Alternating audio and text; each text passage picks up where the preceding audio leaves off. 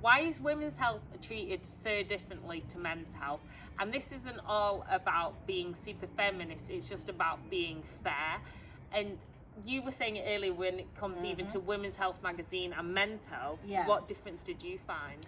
So I follow Women's Health on Instagram, and there's a lot about fitness and mental well-being and things like that, which is absolutely fantastic. But there's also a lot about sex and sexuality and how to keep your man happy and how to be the greatest in bed. And so I thought this is really quite interesting, actually. So let me just have a look at men's health. So I went and I followed men's health on Instagram, only to find that men's health is just about going to the gym and being at the gym and being the fittest that you can ever possibly be. There was nothing about men's mental health, or a little maybe, but not particularly a lot, versus women's health. But certainly nothing about relationship education or sexual education for men.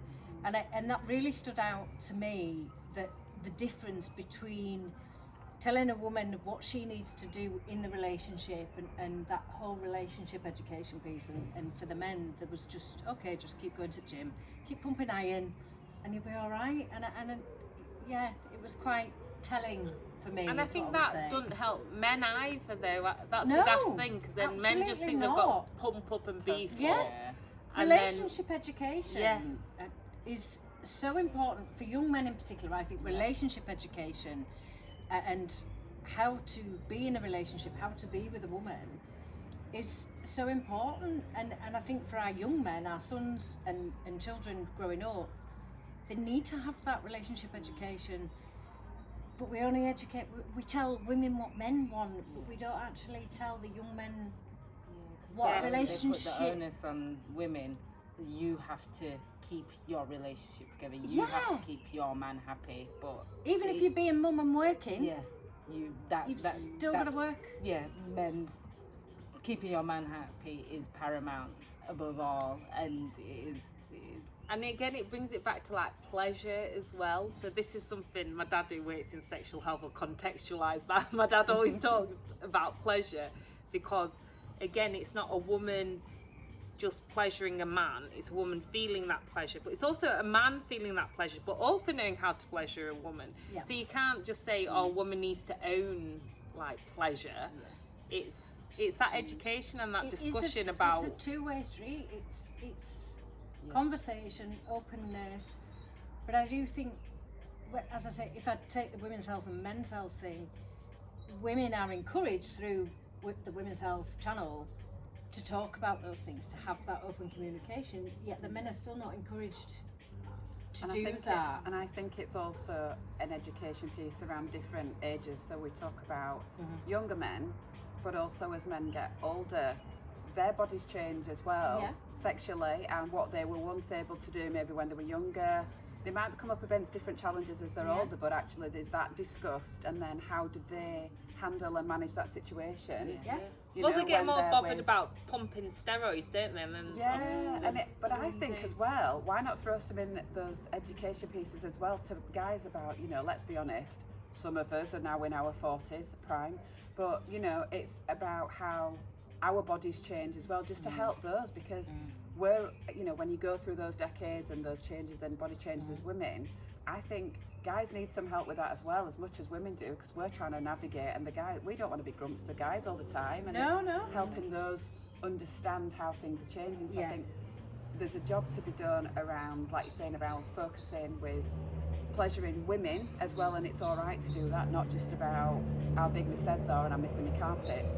It's about how do we pleasure our women, but also then how their bodies change and how our bodies change throughout the decades as well. So I think there's a piece around that as well. And also noticing what women do always like, because it's not necessarily just the beefed up steroid look. There's nothing wrong with that, but that's not always what a woman wants. And I think as you get older, what you want in a man isn't, it's not all aesthetics. It's something deeper, but then it can damage a relationship or damage the way that, well, not damage, but change. I guess. the way that they approach women, because a guy can think, well, if all that women want is for me to be pumped up, and it kind of makes you feel, well, it will make them feel that they've got nothing else to offer, and if a guy hasn't got that to offer, this is it. It can lower their self-esteem and affect their mental health in that way, and it's kind of a closed door, so we won't visit that, we won't look at that, we won't talk about that, and they feel more isolated because media's telling them that all that matters is looking good and being a masculine, being this manly man, rather than Alpha. The alpha. That's it. And now, do you think that's kind of played out in like how we've been treated as women? Do you know, like those subtle biases? Yeah, I think. Friends have said to me, when I'm approaching a new relationship, be more demure, be more vulnerable. Yes. So be more open to that alpha, because I'm an alpha female. I mean, I am. I work hard, and so I'm quite, I know what I want. I'm quite headstrong. So I should be more demure and let that person be more alpha, and that's okay. But why should you have to change who you are fundamentally in order to catch a man? I think it still puts it on the woman that we have to. It's like, if you're an independent woman, if you're strong, there's something wrong with you. Then it's, oh well, you're very masculine, or you couldn't be with this guy, and you couldn't be with that guy. You'd have to be with this kind of person. And you're intimidated. You get told. I've always got a lot of. You're intimidated. I hate that. No, you are intimidated by me. Yeah. I am not intimidated. I'm not intimidated. You are intimidated by me. Study. Yeah. But again, don't you think that's said, and that like tries to demean or like brains and self-confidence, because it's like you've got to come across as this like wildering flower, and just like, oh, you need to save me kind of thing. You need to know your place, and that's what it's like. Well, your place as a woman in society is this meek, vulnerable person that needs rescuing, and if you're not that person, then you're gonna be forever on the shelf unless you conform to this idea that should be left in the 40s, to be fair. and I think just thinking just further on that, I think I'm in quite a really lucky position, because I've got an amazing husband who is, it's taken, it takes years and time to get to know your partner and what that's like, but I think it's knowing that balance and those strengths between you, and thinking around, do you know what, you look stunning, you look amazing, when actually, do you know what, I've just got up in the morning, my hair scraped up, and but actually equally, when I'm like, right, I'm on my A game, and I'm out there, and I'm going out there and winning business and driving things forward, and it's like, I love that about you, because I love that drive and that passion, because that's really, really nice as well. So I think it's really lucky to have, because there are loads of amazing people and amazing guys, I'm really lucky to have my husband, and I think there are loads of guys out there as well that, like you say earlier, I'm feeling the pressure of having to be a certain way. Of course, you're the Diet Coke babes, I love you. But no, do you know what I mean? And I think, but it is that balance. But be comfortable in your own skin, and healthy mind, healthy body, and it's that, Yeah, and it's that whole like, oh, we always need to change ourselves, and but then at the same time, like I was saying yesterday, we're kind of trapped in 1940s subconsciously, but then we tell people, oh, they need to be like this, and driving all this and doing all that, and either's fine. What your natural flow is, not having to be any one person. It's what works for you and that relationship, whether it be same sex or whichever way, or without a relationship. It's like, again, that's another like taboo. It's kind of like women, men, it's like, oh yeah, you're single, look at you, you're a bachelor. Women, it's like, oh no, oh God, what's gone on there? It's like, and then they go, oh, that's why you're single. Sorry about Sorry. I get that a lot. I gave a prime example today of when I'd been registering something with the medical surgery, and I said, oh no, that's my exocytoma, and she went, oh, so is it MENS? And I said, well, no, it's not Ms. It's just Miss. Yeah. It's just me. It was never Ms. Yeah. Yeah. It was never Mrs. It was just the same. Yeah. You know what? It's only mus when you're drunk. You know, it was, but it was that whole thing about, oh, you must be a Ms because it's your ex, and I just thought, no. Yeah. And then I think again it comes back to like knowing each other, like you said, you want someone who can find that attractive if you have got that drive, not to try and deplete you of it. Yeah. Absolutely. This is it. And This is it. if we teach women and men to go into those situations where he's trying to be this chunked up beefhead and she's trying to be this wildering flower, neither of them are those roles, everyone just ends up in a bad situation. It's teamwork. Yeah. You've just said it. You just work It's it together, you play absolutely to each other's teamwork. strengths and you feed off one another Yeah. and Yeah. feeding. There we go. There we are. There we are. Get some food in there. Yeah. Well, that's the other thing. Yeah. It's like that's the problem with this kind of steroid look. I always said rather a guy having fun and enjoying his food than bringing a Tupperware box to a meal. Do you know, just because he's worried. And I want someone. Do you know, I'd rather 6-pack of beer than a 6-pack if it meant that guy's enjoying himself more and doing what he Bringing wants. It's fine a values to 6-pack the- as well, bringing but values it's to the relationship. It's just Yeah. balance. Yeah. Everybody's like, oh well, you need to diet. You need to. It's all. Everything is moderation, right? Yeah. So Yeah. whatever you eat, whatever you do, whatever you drink, you can have a little bit of everything. It's just trying to keep that. Yeah. And also, it's balance not always and, like you being. know, you Yeah, and it's can't- not moderating every single thing. It's No, like going, oh no. yeah, actually, I've like. I know that's a bit of a like I shouldn't have done all that, but you know, Yeah, I'll try it's again fine. You tomorrow. make up for it in Yes. the rest of the week. It's okay Life's to have too a short. dip, isn't it? Yeah. You know, you've got to enjoy yourself. Yeah, You have to this enjoy is it. yourself. Yeah. And I think it's this facade of, like I said, being that wallflower or being that butch man. I think when you do meet someone, when you've got that facade, they're not actually wanting you for you. They're wanting you for this image For- that yeah, you for- portrayed in front of them. Absolutely. And then that raises doubts in your mind because you think, well, this isn't really me. Do they really like me for me? And yeah, I You've think got to keep that whole persona up. If that's what you're doing, you've got to keep the whole persona going and just be. And I Be know yourself. lots of young women whose partners have never seen them without makeup. Oh, even yeah. when, Oh, even wow. when they've Wow. and it's not Do that that. they've not slept together and not slept in the same bed. They'll make sure they get up. They in get the up morning early. before they wake up in order to put makeup on. I've got friends that do that. Again, I can't judge because I just think, gosh, we're living in a world where people feel that insecure about. I did that in my 20s. Yeah. You know, you did I've it when never you were done 20. that. I only Did did it it, when you when were I was 20? drunk. Yeah. I was feeling drunk no. and just Like, like. but then I think you change through the decades. We were chatting earlier about this, weren't we? But you change through the decades, and you're just like, do you know what? This is me, without going into sounding the greatest Yeah, showman. this This is me.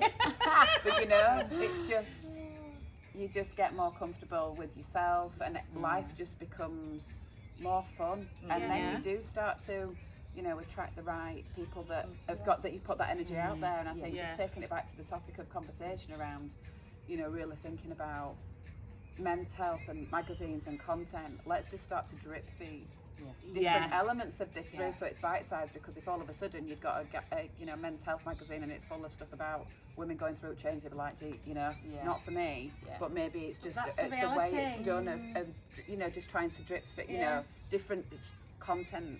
That's the reality. Let's say educate, isn't Davina's it? out there. It's educating. Davina's out there educating women about menopause, right? Yeah. Okay. Yeah. She's educating women. How many women's husbands are actually sitting down and watching Davina Exactly. with the wife, Yeah. going, okay, I'm interested in this. I want to understand. Yeah. Because and I really respect what Davina's doing, but is it pitched in that way, or is there another way that we could pitch it to men to say, you know what? You love your wife, you love your partner. This is something that's going to happen, Yeah, yeah. and Or it'd even be like your really sister, great your if mum. you could understand. Yeah. And what Yeah. and what everyone's aging bodies go Yeah. through, and Yeah. Yeah. rather Things than that I didn't even know myself, but my friend's mum, I call her Nanny, and she was going through the change, and well, she's been going through the change a long time, but she hit menopause, now past that stage. And she was talking about her sex life with her husband and all the rest of it. She's like, oh, but I'm so dry. And you think, oh my gosh. And she's explaining all these things. And she's like, well, this is what happens. And you get all these hot flushes and you just feel all irritable. And and he wants some hanky-panky. But, and you just think, wow, that's news to me in the sense of That's what it's Well, like. that's a whole other topic on that dry element, because for example, you know, you've had children in life, and for whatever reasons those relationships hadn't worked out, you know, guys that are then dating women that maybe have had they don't know that, so then think there's something wrong, and it's like, well, your body just changes. It's not There's loads of you, stuff it's just And biology. and that's why I think, women's health is so different though, because there's so many hormone cycles, different like parts of it, and we treat things as separate little things, and it's like that makes the whole woman all those processes or not having processes, and it's about that holistic style. And it doesn't mean being these perfect gurus, and you know, I do yoga and teach yoga, but I'm not a zen, and do you get what I mean? I'll still be on my phone, and it's about people being balanced in themselves and relaxed in themselves. But then again, with men's health, if the men are more educated in that, then you're healthier as a couple, and because they understand what you're going through. Because dismissing everything with it's hormones, and you think, well, actually you're belittling my emotions by saying it's hormonal. And I know sometimes they can seem to feel that they're being understanding and saying, it's hormones, but again, it can be dismissive because it might not be. Yes, I do get hormonal, but it's not that. It just really annoyed me. I just think it's just, and I feel like from what you've just said, that going back to that very original point, that there is just no relationship education, that broader education for men, and this is what, as I said initially, really stood out for women. It was all about, you can be fit, here's how to eat right, here's how to exercise right, here's how to look after your man. For men, here's how to eat right, here's how to exercise right. Women are not important. That wasn't even part of the thing. So, and not only how to pleasure your woman, but how to understand all the relationship dynamics that you've just said, you know, in your relationship with your wife, how things change, how things move on. So not just the first girl that you're with and how to pleasure her, but how to, long term, what that's going to look like for you. So to finish off, if you could have one thing that you'd change, what would you do? Not about yourself, about the situation between how women's and men's health is treated. For me, it would just, as I've said, it would be purely better relationship education. And I know that's a really broad statement, but take on board the things that each of us have said this evening, and there'll be a lot more. If I'm sure we could sit here for hours and hours and hours and talk about it. But for the people that are publishing the content, you know, really think about, it's not just about lifting weights, pumping at iron, and what to have to eat and meal prep, because obviously it's very important that you do meal prep every week. So, but there are so many elements of relationship education, and I just think it needs more thought, it needs more consideration, it needs more airtime. Because I think, but I think that would help men too, because I think actually a lot of men probably do need that, and they know they need it. But there's nowhere. But there's no channel. There's nothing for them, and so they're quite isolated. Those men that do want it are probably actually quite isolated, because they're thinking, this isn't right, that isn't right. My wife's going through the menopause. I don't know what to do, so I'm just going to go into your hormones, all right? You know, because I don't know what to do, because they don't have any guidance. This is it, and they can't talk to other guys about it because they're kind of told you can't, and then it becomes more bantery and things like that, rather than actually having a serious discussion and talking about it man to man in a sensitive way, rather than What about you then, Indy? What would be your big change? I would say maybe showing men, especially with this whole Me Too situation, I don't mean to belittle the movement, but in that sense, that respect for women is more than not just grabbing her and lifting her skirt. It's more than that, and it's like I said, it's this holistic approach and looking at women as human beings, not these beings from Venus. But I think respect would be the main thing, and what respect means rather than, like I said, just. What about you, Kat? I think it almost needs to be divided a little into thinking around almost like let's have a brew type chat for guys, because they don't want to have a conversation, and if I think about different ages and it's just, we're brought up in different backgrounds and different ages, and I think it just needs to be considered almost right.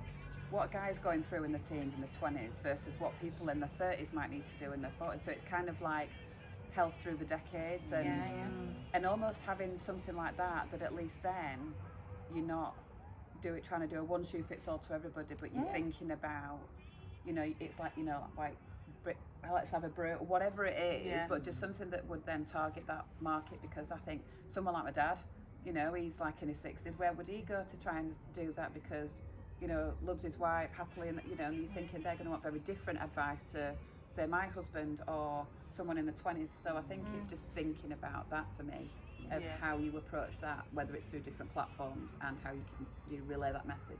Yeah, and I think for me, going through the healthcare system, that's a big bugbear of mine, is that we look at like the way gynecology, the Cinderella services are treated, and address those like underlying sexism, because like the way women's health, it's like, oh, just shove a pill down you, or it's just natural, or and actually we spend more money because we don't treat things early on.